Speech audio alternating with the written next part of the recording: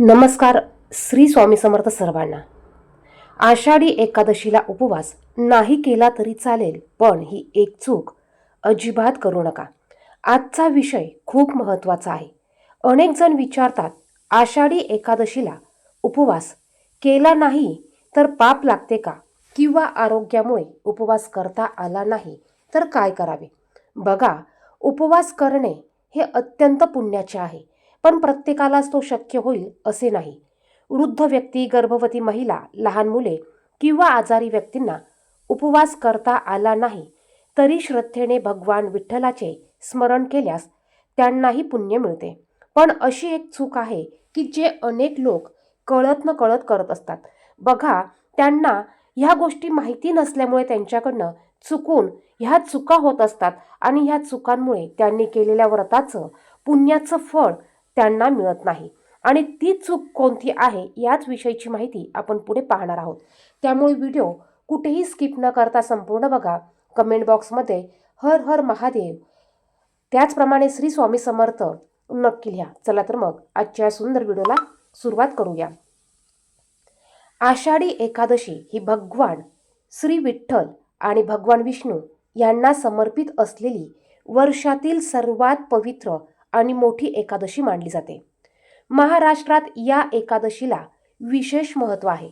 लाखो वारकरी पंढरपूरमध्ये विठ्ठल रुक्मिणीच्या दर्शनासाठी वारी करतात आणि ज्ञानोबा तुकारामाच्या जय घोषाने संपूर्ण वातावरण भक्तिमय होते. 2026 मधील आषाढी एकादशीचा दिवस भक्तांसाठी अत्यंत शुभ मानला जातो. या दिवशी श्रद्धेने विठ्ठलाचे नामस्मरण, पूजा, हरिपाठ, विष्णू सहस्रनाम आणि अभंगाचे गायन केल्याने मनाला शांती मिळते आणि आध्यात्मिक उन्नती होते. बघा, आषाढी एकादशीला शक्य असल्यास उपवास करावा. मात्र आरोग्यामुळे उपवास शक्य नसेल तर सात्विक आहार घेऊन दिवसभर भगवान विठ्ठलाचे स्मरण करावे. तुळशीची पूजा करावी. तुपाचा दिवा आणि मनापासून केलेली प्रार्थना यांनाही विशेष महत्त्व आहे. आता आषाढी एकादशी म्हटलं तर बघा, या दिवशी अगदी लहानांपासून मोठ्यांपर्यंत सर्वजण उपवास करत असतात आणि या दिवशी आवर्जून आपण वर्षातून एकदा तरी या एकादशीचा उपवास करणं गरजेचं आहे. या दिवशी आवर्जून आपण उपवास करायचा आहे. आता आषाढी एकादशीच्या दिवशी अशा काही गोष्टी आहेत की त्या गोष्टी आपल्याला चुकूनही करायच्या नाही. आणि या दिवशी काय करावे, पूजाविधी कशी करावी, अगदी थोडक्यात आपण माहिती पाहणार आहोत. त्याचप्रमाणे या दिवशी आपण आपल्या इच्छापूर्तीसाठी अत्यंत महत्त्वाचा उपाय, 100% रिझल्ट देणारा उपाय व्हिडिओच्या सगळ्यात शेवटी पाहणार आहोत. आषाढी एकादशीच्या दिवशी सकाळी लवकर उठायचं आहे. स्नान करून स्वच्छ वस्त्र परिधान करायचे आहे. मुख्य दरवाजा, मुख्य उंबरठा स्वच्छ करून घ्यायचा, हळदीचं लेपन करायचं. त्यानंतर देवपूजा करून घ्यायची आहे. आणि या दिवशी आवर्जून आपल्या देवघरात असलेल्या विठ्ठल रुक्मिणीच्या मूर्तीची, भगवान श्रीहरी विष्णू यांच्या मूर्तीची पूजा करायची आहे. जर का ह्या मूर्ती नसतील तर आपल्या सर्वांच्याच देवघरात बाळकृष्णाची मूर्ती असतेच. बाळकृष्णाच्या मूर्तीची आपण पूजा करायची आहे. या दिवशी आवर्जून पाण्याने, पंचामृताने अभिषेक घालायचा आहे आणि आपल्याला पूजा मांडणी करायची आहे. आता या दिवशी शास्त्रामध्ये सांगितले आहे की एकादशी म्हणजे मन, वाणी आणि कर्म यांची शुद्धी करण्याचा दिवस. जर दिवसभर उपवास केला पण राग, मत्सर, खोटे बोलणे, निंदा किंवा अपशब्द बोललो तर त्या उपवासाचे आध्यात्मिक महत्त्व कमी होते. म्हणून या दिवशी शक्य तितके शांत राहायचं आहे. प्रत्येकाशी प्रेमाने बोलायचं आहे.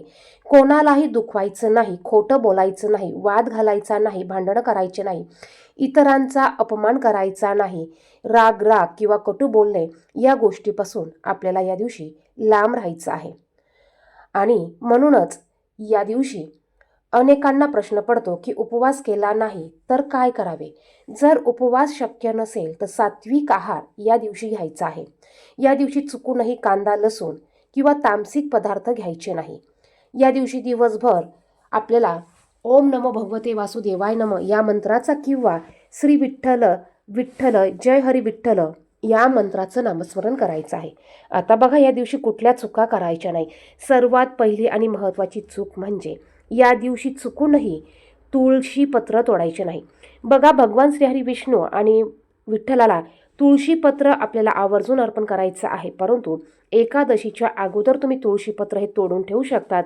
तुळशीची पानं ही कधीही शिळी होत नाही, तुम्ही ती दुसऱ्या दिवशीही वापरू शकतात. आणि जर का तुमच्या लक्षात राहिलं नाही, तुम्ही तुळशीपत्र तोडून ठेवलं नाही, तर एकादशीच्या दिवशी तुम्ही तुळशीपत्र जिथे फुलं मिळतात त्या ठिकाणाहून तुम्ही विकत आणू शकतात आणि ती विठ्ठलांना, श्रीहरी विष्णूंना, बाळकृष्णाच्या मूर्तीला अर्पण करू शकतात. बऱ्याच जणांना माहिती नसल्यामुळे त्यांच्याकडनं कळत नकळत ही चूक होते आणि यामुळे माता लक्ष्मी नाराज होते, श्रीहरी भगवान विष्णू हे नाराज होतात आणि आपण केलेल्या व्रताचं फळ आपल्याला मिळत नाही. दुसरं म्हणजे तुम्ही जरी उपवास करणार नसाल तरी देखील या दिवशी चुकूनही आपल्याला भाताचं सेवन करायचं नाही. बघा, एकादशीला तांदळाचं सेवन केलं जात नाही. तांदळापासून जे जे पदार्थ बनतात ते पदार्थ आपल्याला चुकूनही एकादशीच्या दिवशी खायचे नाही. किंवा तुम्ही उपवास करत असाल तर घरात इतरांना तांदळाचे पदार्थ किंवा भात आपल्याला करून खाऊ घालायचा नाही. ही चूक आपल्याला या दिवशी चुकूनही करायची नाही. बरेच जण उपवास करतात. उपवास करताना तुम्ही भगर किंवा साबुदाण्याची खिचडी बनवत असाल त्यावेळेस घरातील जे पांढरं मीठ आहे आपण ते वापरतो. तर आपल्याला हे मीठ न वापरता आपल्याला सैंधव मीठ, जे उपवासाचं मीठ असतं, हे मीठ वापरायचं आहे. त्याचप्रमाणे तेल वापरत असताना बरेच जण इतर कुठलंही तेल तुम्ही वापरत असाल तर आपल्याला फक्त उपवासाचं म्हणजे शेंगदाण्याचंच तेल या दिवशी वापरायचं आहे. तर बघा, त्याचप्रमाणे घरात चुकूनही या दिवशी मांसाहार आपल्याला करायचा नाही. चुकूनही इतरांचा अपमान आपल्याला करायचा नाही. या दिवशी जास्तीत जास्त आपल्याला शक्य होईल तेवढं आपण ध्यान, नामस्मरण करायचं आहे. आपण या दिवशी अन्नाचं दान किंवा वस्त्राचं दान करू शकतात. या दिवशी घरात तुळशीसमोर तुपाचा दिवा लावायचा आहे. भगवान विठ्ठल आणि रुक्मिणी मातेची पूजा करायची आहे. या दिवशी हरिपाठ तुम्ही वाचू शकतात. विष्णू सहस्रनाम या स्तोत्राचं पठण करू शकतात. भगवद्गीतेचे श्लोक तुम्ही वाचू शकतात. शक्य असल्यास या दिवशी गरजूंना यथाशक्तीने तुम्हाला दानधर्म करायचा आहे. त्याचप्रमाणे या दिवशी तुम्ही विष्णू सहस्रनाम तुम्हाला वाचायला शक्य नसेल तर तुम्ही यूट्यूबला लावून ते श्रवण देखील तुम्ही करू शकतात.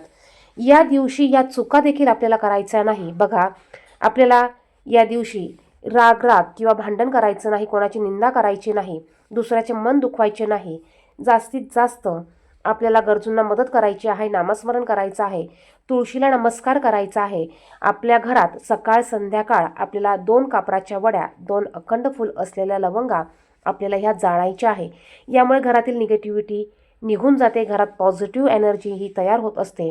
त्याचप्रमाणे या दिवशी शक्य झाल्यास तुम्हाला विठ्ठलाच्या मंदिरात जाऊन विठ्ठल रुक्मिणीचं दर्शन घ्यायचं आहे. शक्य असेल तर श्री भगवान विष्णू यांच्या मंदिरात जाऊन दर्शन घ्यायचं आहे. बघा, बरेच भाविक या आषाढी एकादशीच्या दिवशी पंढरपूरमध्ये वारी करत किंवा इतर पद्धतीने विठ्ठलाच्या दर्शनासाठी जात असतात. आपण आपल्या जवळ जर का विठ्ठलाचं मंदिर असेल तर आवर्जून आपण विठ्ठलाच्या मंदिरात दर्शनासाठी जायचं आहे. त्यानंतर बघा, बरेच जण हा उपवास संपूर्ण दिवसभर करतात आणि रात्री सोडतात. तर हा उपवास आपल्याला रात्री सोडायचा नसतो, तर हा उपवास दुसऱ्या दिवशी सोडला जातो. बऱ्याच जणांना हे माहिती नसतं की आषाढी एकादशीचा उपवास हा संपूर्ण दिवसभर करायचा असतो आणि दुसऱ्या दिवशी सोडायचा असतो. त्याचप्रमाणे या दिवशी आपल्याला काळे वस्त्र परिधान करायचे नाही. बघा, चुकूनही या दिवशी काळ्या रंगाचे वस्त्र आपल्याला परिधान करायचे नाही. या दिवशी राग, वाद, विवाद, खोटे बोलणे, निंदा आणि कोणाचेही मन दुखवणे टाळावे. कारण खरी भक्ती ही केवळ उपवासात नसून शुद्ध मन, चांगले आचरण आणि प्रेमभावानेच असते.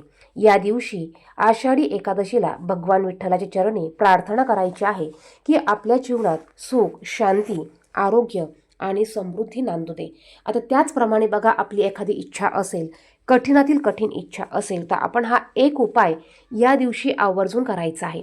उपाय करताना आपली इच्छा ही सांगायची आहे, बोलायची आहे आणि मग हा उपाय आपल्याला करायचा आहे.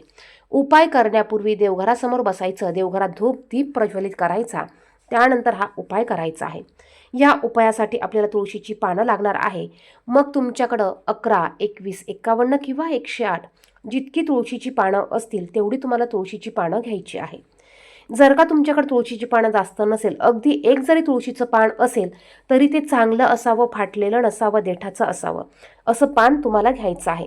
हे पान तुम्हाला तुमच्या उजव्या हातात घ्यायचं आहे आणि तुम्हाला भगवान श्रीहरी विष्णू यांचं विष्णू सहस्रनाम या स्तोत्राचं पठण करायचं आहे किंवा विष्णू सहस्रनामावली ज्यात 1000 भगवान श्रीहरी विष्णू यांची नावं आहेत. ही 1000 नावं आपल्याला घ्यायची आहे. त्याचप्रमाणे 108 वेळा आपल्याला श्री विष्णवे नमः किंवा ओम श्री विष्णवे नमः हा मंत्र म्हणायचा आहे. आणि त्यानंतर हे तुळशीचं पत्र आपली इच्छा व्यक्त करत, ती इच्छा सांगत, इच्छा पूर्ण होऊ दे अशी प्रार्थना करत आपल्याला श्रीहरी भगवान विष्णू यांना अर्पण करायचं आहे. आपल्या घरात भगवान श्रीहरी विष्णू यांची मूर्ती नसेल तर बाळकृष्णाच्या मूर्तीला हे तुळशीपत्र अर्पण करायचं आहे. संपूर्ण दिवसभर हे तुळशीपत्र तिथंच राहू द्यायचं. दुसऱ्या दिवशी हे तुळशीपत्र उचलून घ्यायचं आणि आपल्या पर्समध्ये आपल्याला ठेवायचं आहे. अत्यंत प्रभावी असा हा उपाय आहे. उपाय अगदी मनापासून केला तर नक्कीच याचे फळ तुम्हाला प्राप्त होईल. व्हिडिओ आवडला तर व्हिडिओला लाईक करा, इतरांना देखील शेअर करा. धन्यवाद.